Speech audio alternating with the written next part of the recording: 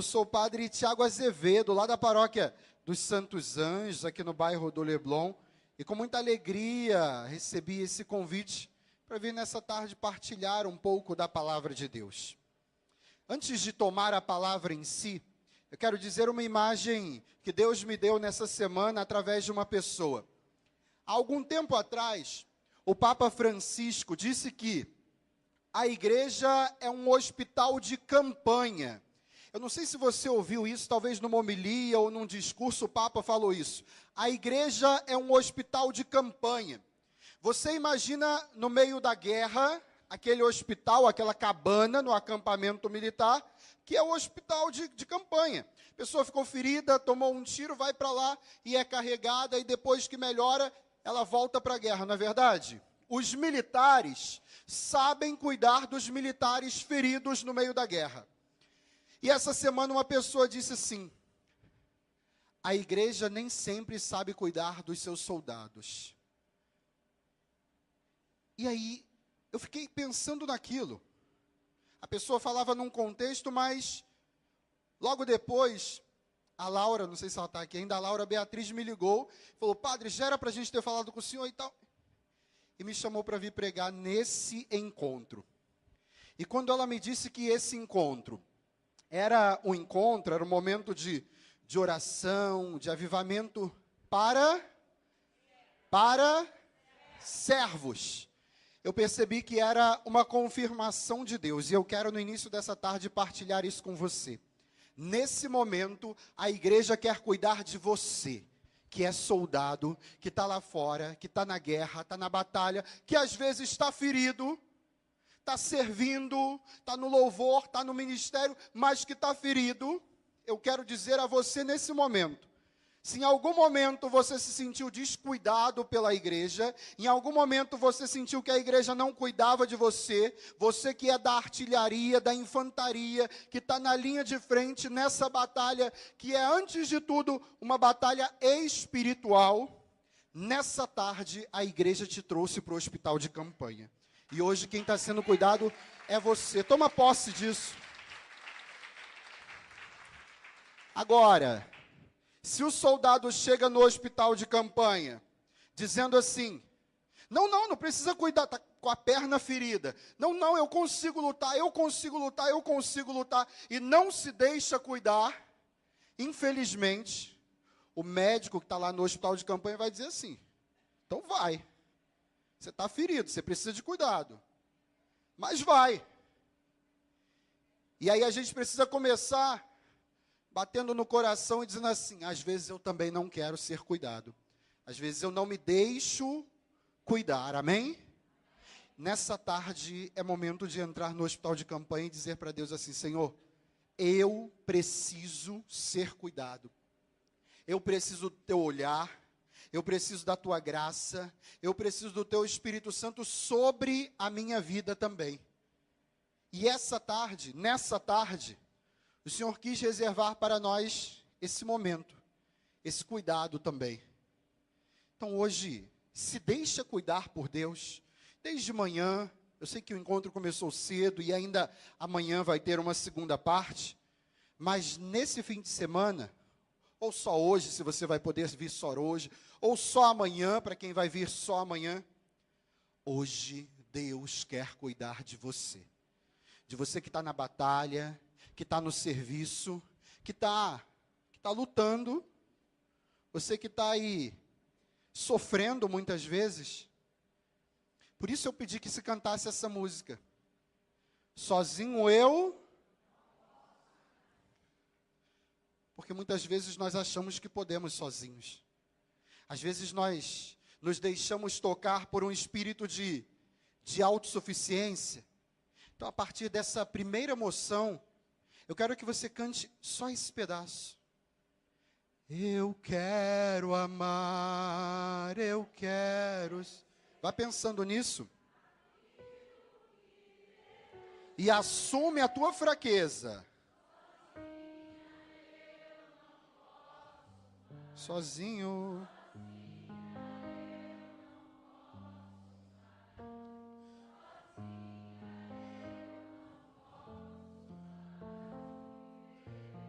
Eu quero amar.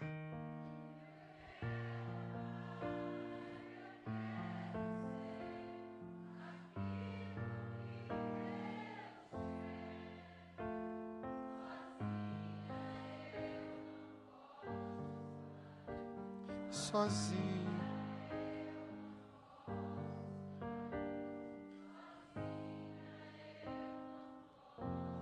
Mas viver. Amém? Toma a tua Bíblia, toma a palavra de Deus aí. Atos dos Apóstolos, capítulo 9.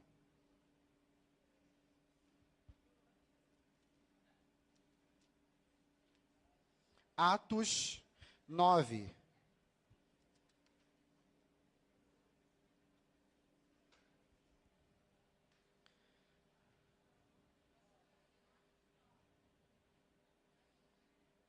Só que a gente não vai ler do iniciozinho não, tá bom?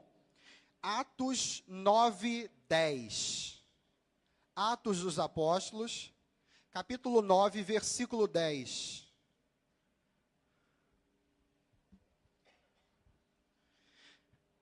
Exatamente na sequência daquele momento em que Paulo, no caminho de Damasco, fica cego, já não enxerga, perde totalmente a sua visão.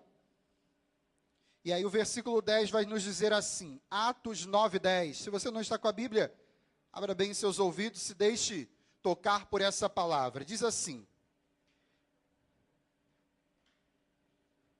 em Damasco havia um discípulo de nome Ananias. O Senhor o chamou numa visão, Ananias. Ele respondeu, aqui estou, Senhor.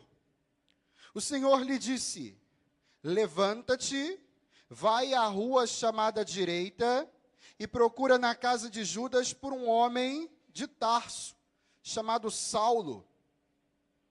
Ele está em oração e acaba de ver em visão alguém que se chama Ananias, entrar e impor-lhe as mãos para que recupere a vista.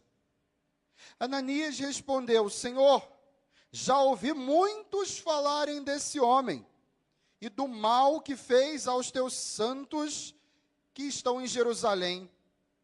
E aqui em Damasco ele tem plenos poderes da parte dos sumos sacerdotes para prender todos os que invocam o teu nome. Mas o Senhor disse a Ananias, vai, porque este homem é um instrumento que escolhi para levar o meu nome às nações pagãs e aos reis, e também aos israelitas, pois eu vou lhe mostrar o quanto ele deve sofrer pelo meu nome. Então Ananias saiu, entrou na casa e impôs-lhe as mãos, dizendo, Saul, meu irmão, o Senhor Jesus, que te apareceu quando vinhas pela estrada, mandou-me aqui, para que tu recobres a vista e fiques cheio do Espírito Santo.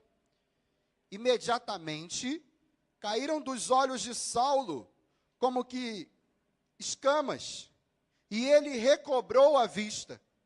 Em seguida, levantou-se e foi batizado. Depois, libertou-se e alimentou-se e recuperou as forças.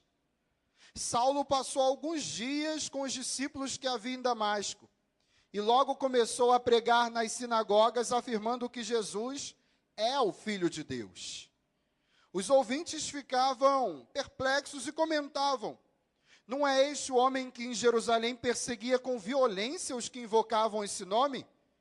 E não veio aqui exatamente para prendê-los e levá-los aos sumos sacerdotes? Mas Paulo se fortalecia cada vez mais e deixava confusos os judeus que moravam em Damasco, demonstrando que Jesus é o Cristo. Palavra do Senhor.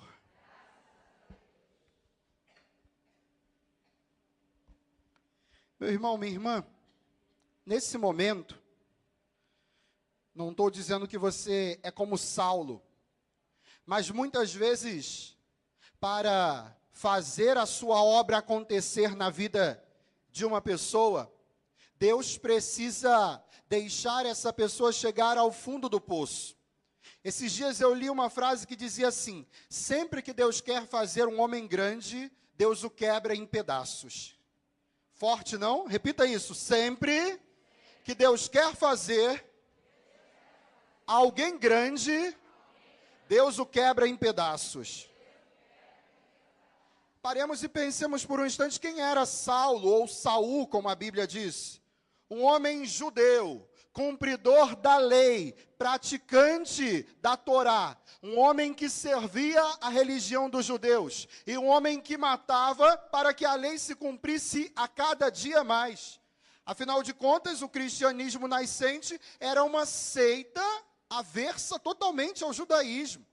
Nasceu de um revoltoso, de um blasfemo que se denominava filho de Deus.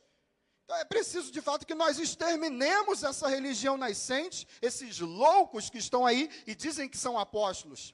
Paulo matava para cumprir a lei. Os Atos dos Apóstolos narram um pouquinho antes a morte de Estevão, o primeiro mártir, um diácono, alguém que era seguidor dos apóstolos e que Paulo viu morrer. A palavra diz que colocaram o manto, colocaram a túnica de Estevão aos pés de Paulo.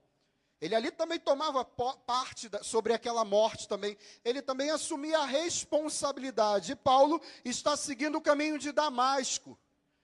Lá em Damasco, ele tem a missão de matar ainda mais.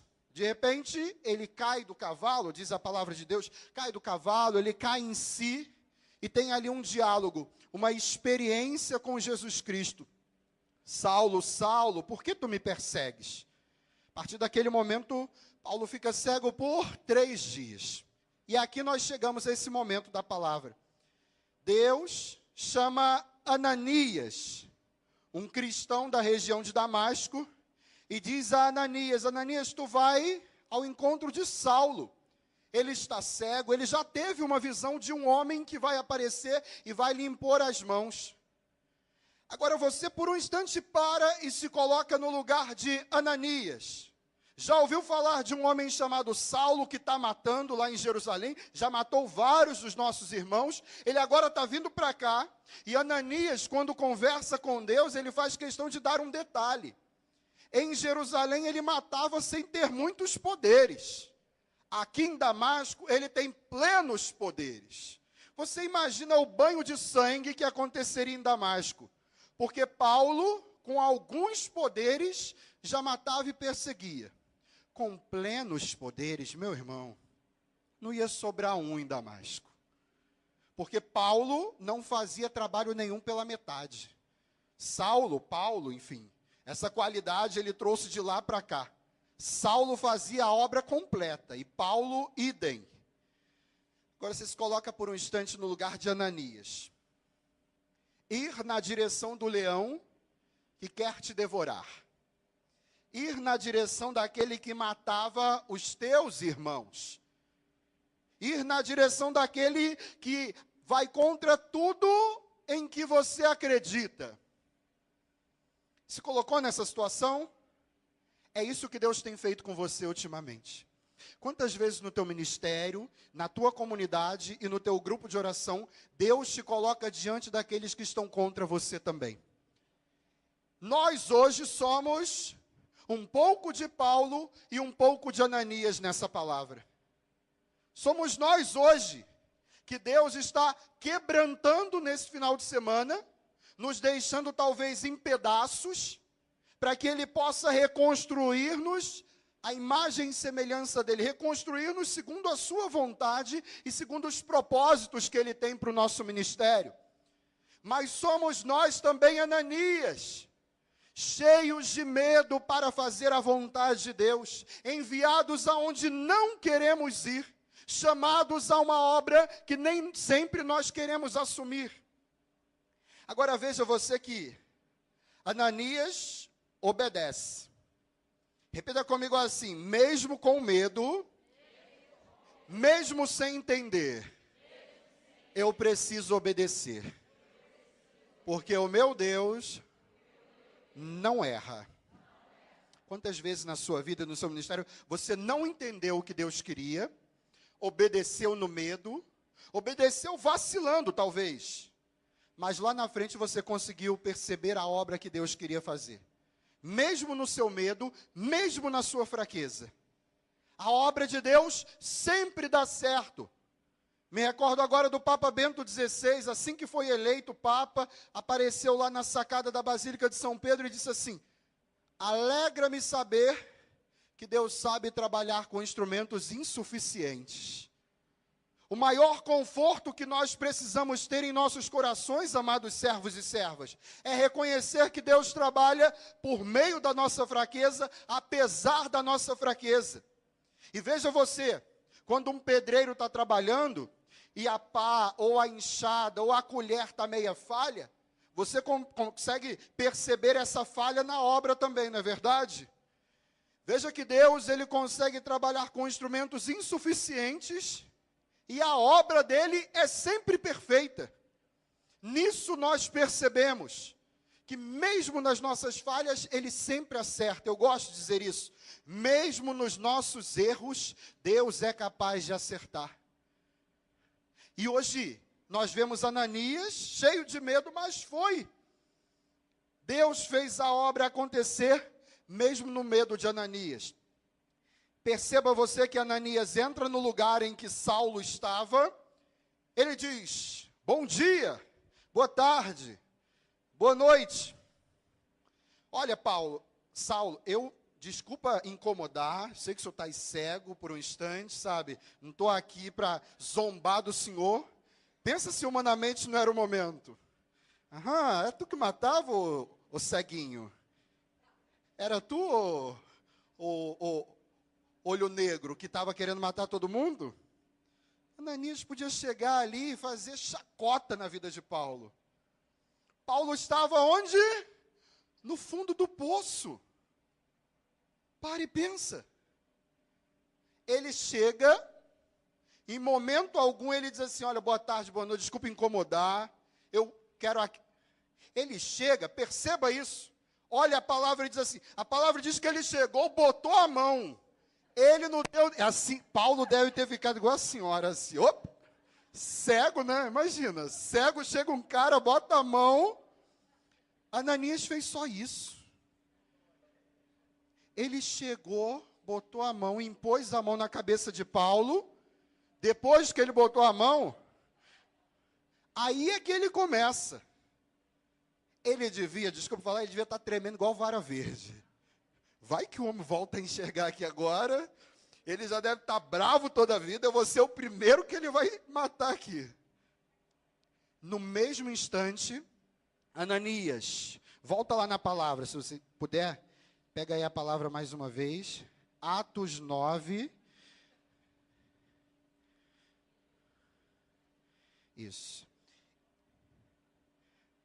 Mais um pouquinho lá na frente.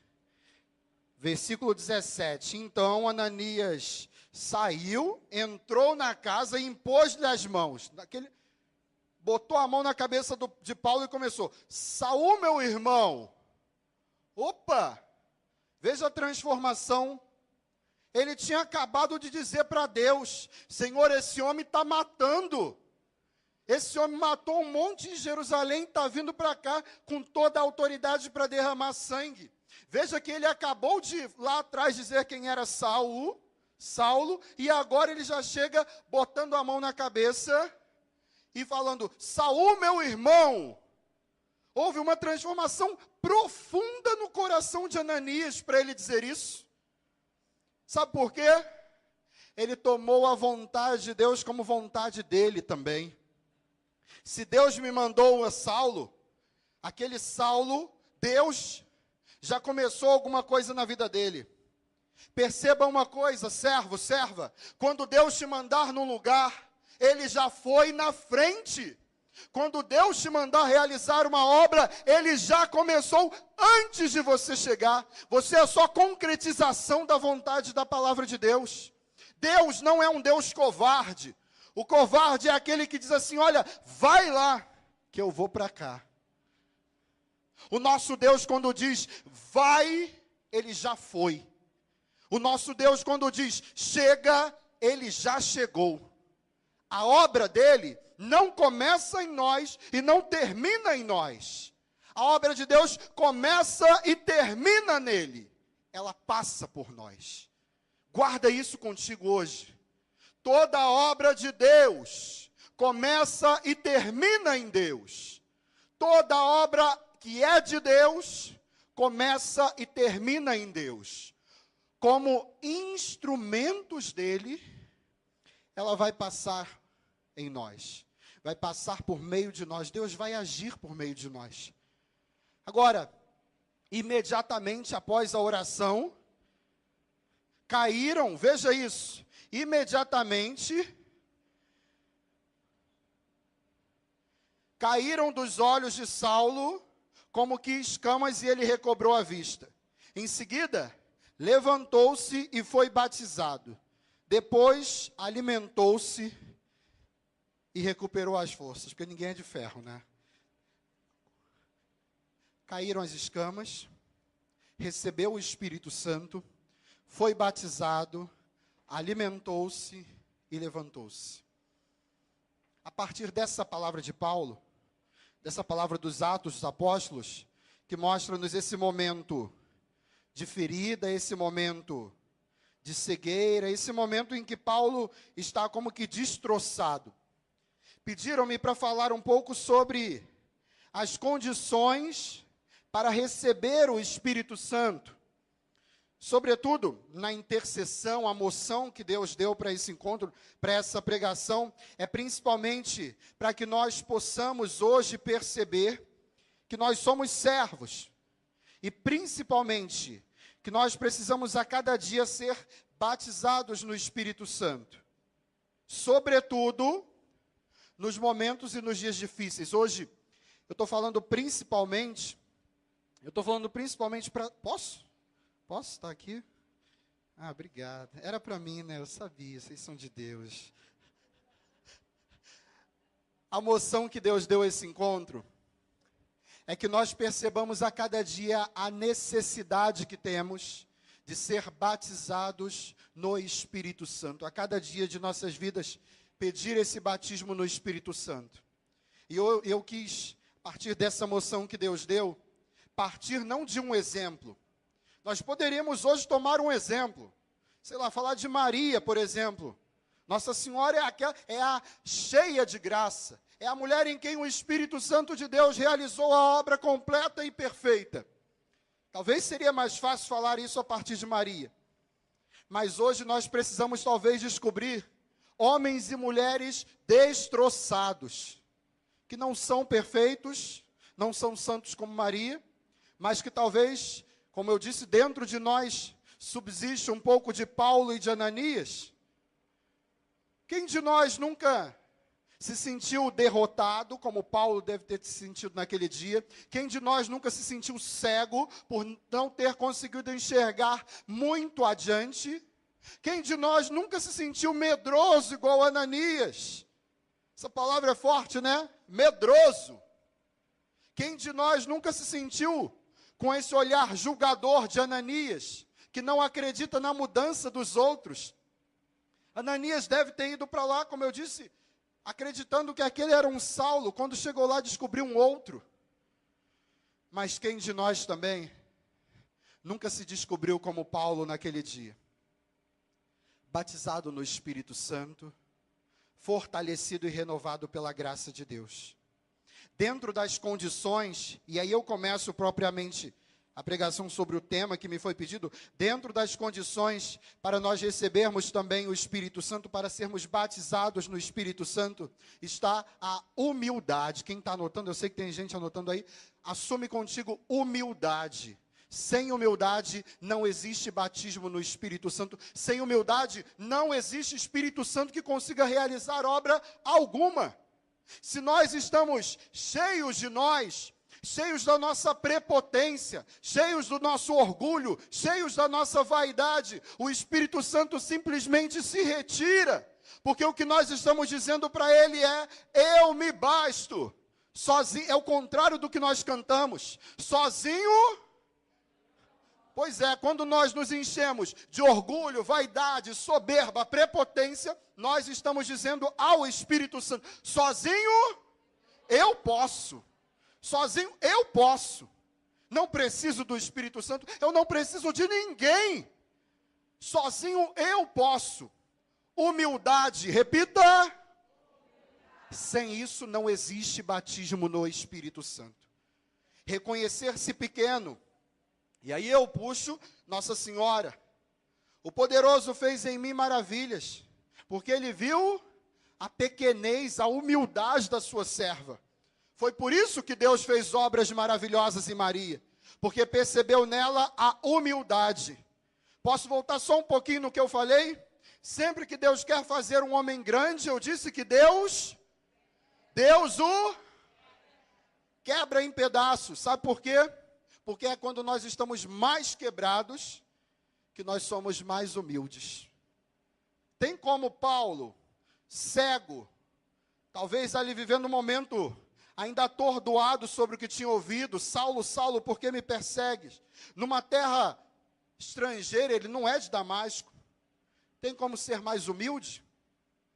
E aí, se você quiser, anote aí Eclesiástico 2, tá bom? Leia depois como é que Deus trata aqueles que lhe são servos. Eclesiástico 2 diz que Deus, os homens de Deus, são provados no cadinho da humilhação, tal como a prata e o ouro são provados no fogo. Sobre a humildade, guarde uma coisa: se você não quiser ser humilde, Deus vai te humilhar. Quem não aceita ser humilde, vai ser humilhado. Poxa, padre, aí isso está pegando pesado. Já percebeu que essas duas palavras são muito parecidas? Humildade e humilhação. Já percebeu isso? Elas não são parecidas por acaso, não. As duas têm lá a mesma natureza, o mesmo radical. Humi, que vem de humus. E humus é o que? É terra, não é verdade?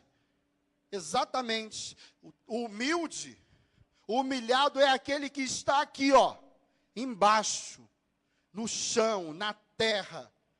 Porque é de lá que nós viemos e é lá para lá que nós voltaremos.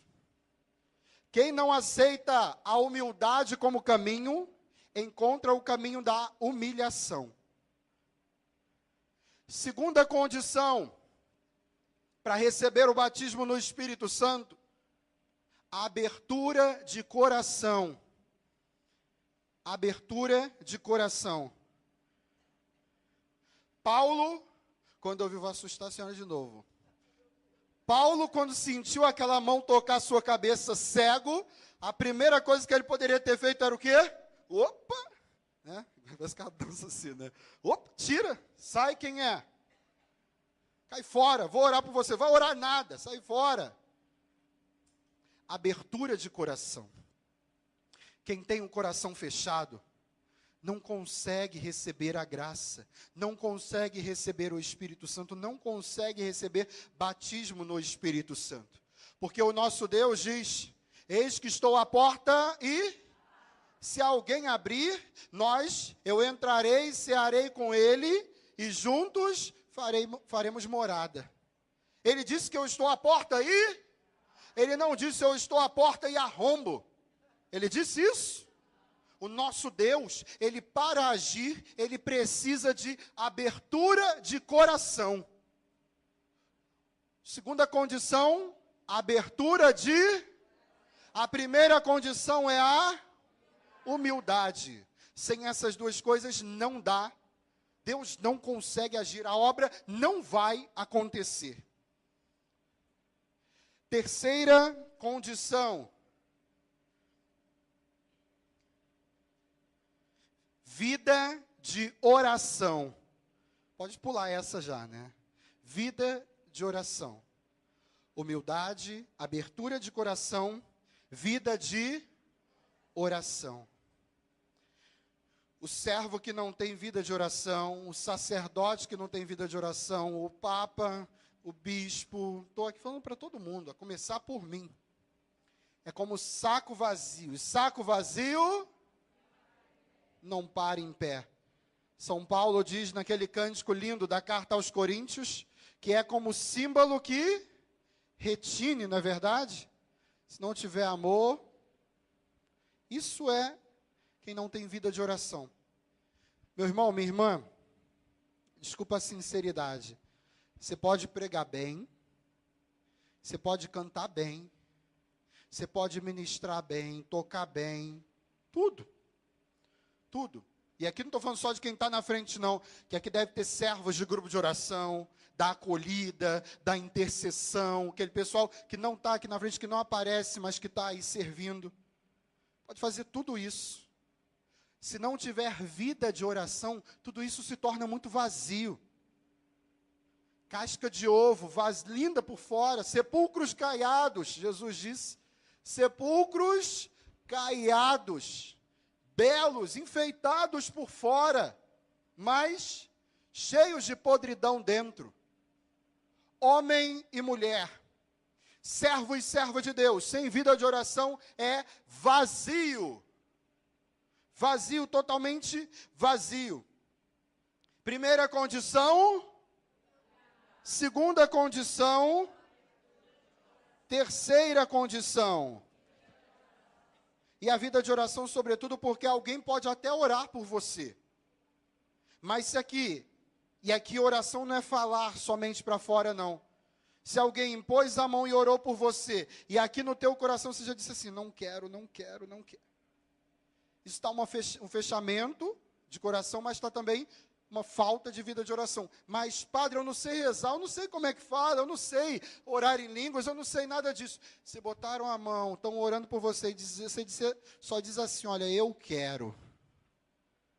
Não existe oração mais bela que isso. Para Deus, oração boa não é palavra bonita, é palavra sincera. Basta dizer assim, eu quero.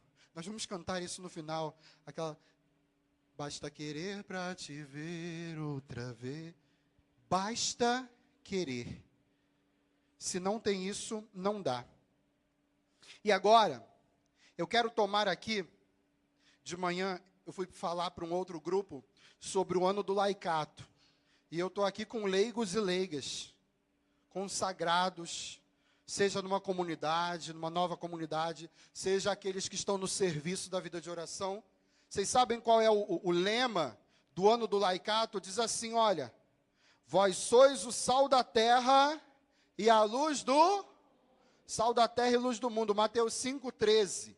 Vós sois o sal da terra e vós sois a luz do mundo. Pode anotar, depois você lê com calma, reflita sobre essa palavra. Mas esse evangelho diz assim, olha, para que serve o sal? Se perde o sabor. Ele vai ser jogado fora e pisado. Para que serve a luz? Ninguém acende uma luz para botar o quê? Embaixo da mesa, embaixo da cama. Pelo contrário, acende, bota no candeeiro, no lugar onde possa iluminar. Vós sois o sal da terra, vós sois a luz do mundo. A partir dessa palavra, a partir desta moção do ano do laicato, e eu penso que os dois temas hoje se encaixaram perfeitamente, nós precisamos entender. Diz assim, sabe qual é o objetivo do ano laicato? Vocês vão ouvir muito aí ainda por pregações, por várias coisas. Diz assim, olha, guarda contigo o que os bispos falaram sobre o ano do laicato. Ouve isso, um parágrafo só, 2 linhas. Como igreja, povo de Deus, nós precisamos celebrar a presença e a organização dos cristãos leigos e leigas no Brasil. Aprofundar a sua identidade, vocação, espiritualidade e missão. Eu disse talvez das condições para receber o Espírito Santo, não foi isso? Mas talvez eu quero agora falar das consequências de quem recebe o Espírito Santo, porque ninguém recebe o Espírito Santo para que ele fique trancado em si. Pensa numa pomba, o Espírito Santo se manifestou tantas vezes em forma de pomba, não é verdade? Pensa numa pomba, numa gaiola presa, fica o quê? Inquieto, né? O Espírito Santo numa vida fechada fica igualzinho. fica incomodando, ele quer sair dali, ele quer se transbordar, ele quer ser derramado sobre a vida de outras pessoas. E a igreja falou disso. Identidade, vocação. Repita isso: identidade, vocação, espiritualidade e missão. Perceba que essas 4 palavras, quem está anotando, eu vou repetir: identidade, vocação, espiritualidade e missão. Quem recebe o Espírito Santo tem a sua identidade aguçada. Mas, padre, qual é a identidade do cristão, do católico? É a camisa da comunidade, é a cruz, é a roupa de padre. Qual é a identidade do cristão? Sabe qual é a identidade? Não sei se você já passou por essa realidade. Talvez um dia que você estava lá sem a sua cruz da comunidade Bom Pastor, ou sem a camisa do grupo de oração, chegou no lugar, começou a conversar com alguém. Estou dizendo de pregar a palavra não, mas aquela pessoa chegou e falou assim: eu senti algo diferente com você. Em você eu senti algo que... O pessoal fala muito assim hoje, né? Às vezes não entende muito. Senti uma energia positiva. Fala assim, né? Tudo besteira, né? Uma vibe positiva, juventude. Uma vibe, né? São Francisco de Assis diz assim, olha... Fale de Deus sempre.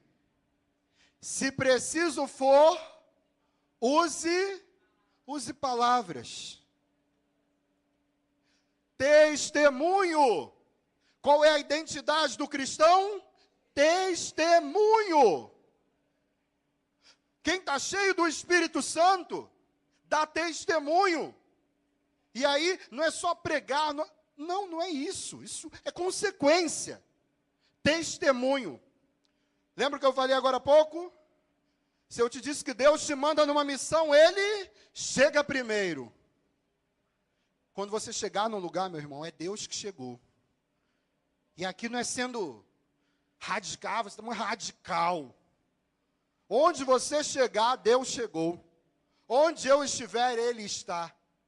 Paulo disse, já não sou eu quem vivo... Não sei nem quanto tempo eu tenho, mas eu estou falando aqui. Depois você corta aí, tem as plaquinhas bonitinhas, levanta, faz alguma coisa. Segundo, espiritualidade. Eu estou falando aqui, eu sei que tem gente de novas comunidades também, tanto da Bom Pastor, pessoal também da Turma do Pecado Lavado, mas tem gente também de grupo de oração. A igreja tem diversas espiritualidades e carismas que Deus dá a homens e mulheres que um dia abriram o coração para Ele. E aqui, não estou falando para uma espiritualidade só, mas para todos vocês. Seja qual for a sua espiritualidade, seja qual for o seu carisma, certa vez eu ouvi isso, o Padre Dudu falou isso uma vez, eu nunca esqueci. Ele disse que os carismas da igreja são como joias que o Cristo dá para enfeitar a sua esposa. Olha isso. Os carismas da igreja são como joias. Né? Não estou falando coisa cara. Às vezes um brinquinho, um biju bonito, né? A mulher fica até, ó, a beleza já está nela. Mas o biju, uma joia, enfeita mais ainda essa mulher. Os carismas da igreja são como joias que o Cristo dá para enfeitar a sua esposa. Olha isso. A igreja, a esposa do Cristo fica mais linda com o carisma. E aí, não importa. Pelo contrário, o que nos faz mais ricos na igreja é a diversidade de dons e carismas. Já pensou se a gente fosse tudo igualzinho? Fala igualzinho, prega igualzinho, canta igualzinho, tudo igualzinho. Ô, pobreza. Pelo contrário, a beleza da igreja está nisso. É que cada um é de um jeito, cada um fala de um jeito, cada um canta de um jeito, cada um ora de um jeito. Essa diversidade é que faz a igreja mais bela ainda. Espiritualidade. Segunda, eu pulei uma. Segundo, vocação. No batismo todos fomos chamados à mesma vocação, amém? A vocação da vocação a todos nós. Fomos chamados um dia à santidade.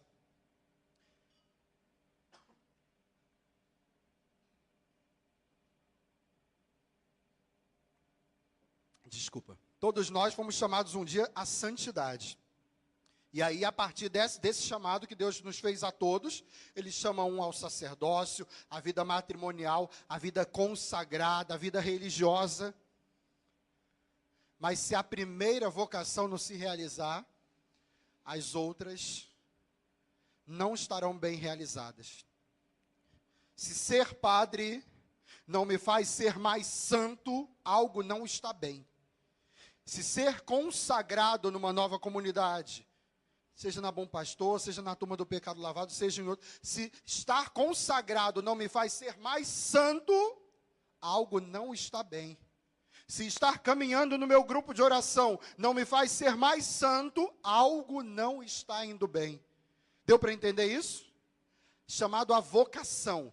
E a maior e mais importante de todas é a santidade que me faz ser a cada dia mais filho de Deus. E por último, missão. Essa palavra aí, missão. Tem uma frase que tem sido muito usada, porque o Papa Francisco fala muito. Igreja em saída, em missão. Pois essa palavra tem sido muito usada, muito mesmo. E a cada dia mais eu percebo que missão não é opção para nós. Missão para nós é necessidade. Tal como o sangue que corre pelas veias, precisa ser o sentido de missão nas nossas comunidades. Sair do lugar. Ah, mas isso é fácil? É claro que não é. As leis da física já mostram. É mais fácil um objeto ficar parado do que sair do lugar. Porque para sair do lugar ele precisa de força. Precisa de energia empregada ali. Isso para todos nós. Começar por mim, a cada um de vocês também. Ah, mas eu já estou de idade avançada, padre. Aposentadoria, já pedi aposentadoria. Deixa isso para os jovens. Não, isso aí eles agora assumem. Eu já fiz muito isso. É para você também, meu irmão. Que para se aposentar não existe idade, não. Você se aposenta na realidade. É quando vai parar no Catumbi, no São João Batista. Ali está aposentado. Ali chegou. Que Deus, como diz Dom Assis, né? Olha, Dom Assis quer dizer assim, eu quero ir para o céu, mas não estou com pressa não, pode ir passando aí na minha frente, né? Missão é até, até seu último suspiro. Padre, mas eu ter que ir lá para a África, ter que ir para onde que eu tenho que... Começa ali, Certa vez perguntaram para a Madre Teresa de Calcutá, o que a gente faz? Eu quero salvar o mundo. O que a gente faz para anunciar o amor de Deus? Ela falou assim, vai para casa e ama a tua família. A baixinha, né, era bem velhinha, mas era só porradão que ela dava, né? O que a gente faz? Não sei o que. Deve ter chegado para ela, como é que a gente faz? Já com a passagem comprada para ir para a África, né? Vou lá evangelizar, vou para a Amazônia, vai para casa e ama a sua família. Começou ali a salvação do mundo. Missão em casa primeiro, começa. E ali que é difícil, você sabe disso. É onde mais é difícil. Porque ali não tem máscara que se sustente. Ali é dia após dia, 24 horas. Na família, você é casado? No teu casamento. Está namorando? No teu namoro. Está na comunidade? Na tua comunidade. A missão começa ali. Guarda isso. Identidade. Repita, identidade. Segundo, vocação. Terceiro, quarto, se você recebeu o Espírito Santo, essas 4 palavrinhas têm que estar aqui dentro, Esses 4 sentidos têm que estar igual o liquidificador batendo. Dentro de você, isso precisa estar mexido.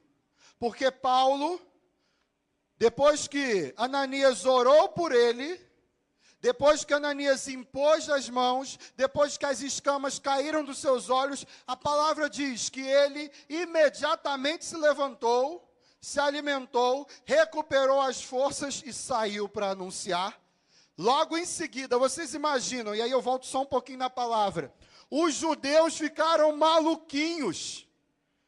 Paulo chegou em Damasco para matar todo mundo, porque seguiam a Jesus Cristo. Depois que ficou cego, Ananias orou por ele. A palavra diz que ele começou a ir nas sinagogas. Você imagina, se Paulo entra aqui, vai falar aqui, ó, do judaísmo, vai falar que tem que matar quem está seguindo Jesus.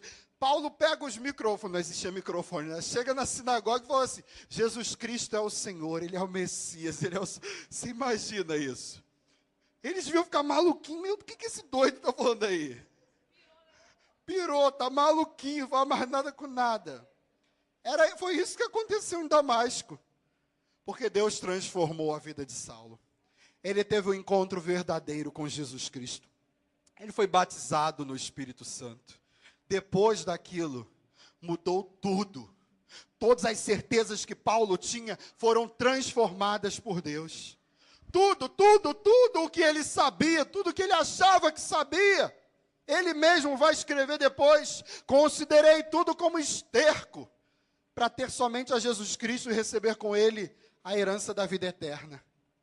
Ele jogou tudo para o alto, deu um bico nas suas certezas, e ficou com uma certeza só, Jesus Cristo é o Senhor para a glória de Deus Pai, amém?